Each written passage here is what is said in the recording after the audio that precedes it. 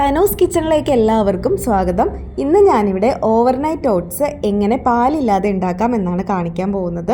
അപ്പോൾ അതിന് വേണ്ടിയിട്ട് കുറച്ച് ഓട്സ് ഞാൻ വെള്ളത്തിൽ കുതിരാൻ വെച്ചിട്ടുണ്ട്.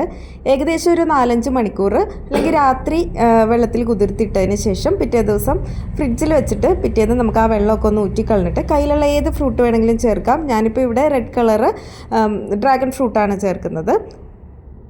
അപ്പോൾ നല്ല കളർഫുള്ളായിട്ടിരിക്കാൻ വേണ്ടിയിട്ടാണ് ഡ്രാഗൺ ഫ്രൂട്ട് ചേർത്തത്.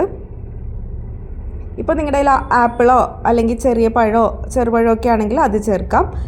ഇനി ഞാനിതിലേക്ക് മാതളം നാരങ്ങ, അനാറ് ചേർക്കുന്നുണ്ട്.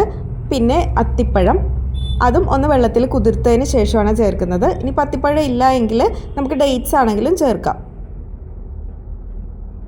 ഡേറ്റ്സും കുറച്ച് വെള്ളത്തിൽ ഒന്ന് കുതിർത്തതിന് ശേഷം ഇതുപോലെ ചെറിയ പീസായിട്ട് കട്ട് ചെയ്തിടാം.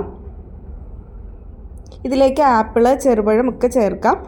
നിങ്ങളുടെ കയ്യിൽ ഏത് ഫ്രൂട്ടാണോ ഉള്ളത് അതൊക്കെ ചേർക്കാം. പിന്നെ കുറച്ച് നട്ട്സിൻ്റെ പൊടി, ബദാം, കാഷ്യൂ ഇതൊക്കെ ഒന്ന് പൊടിച്ചിട്ട് അതൊന്ന് ചേർത്ത് കൊടുക്കാം.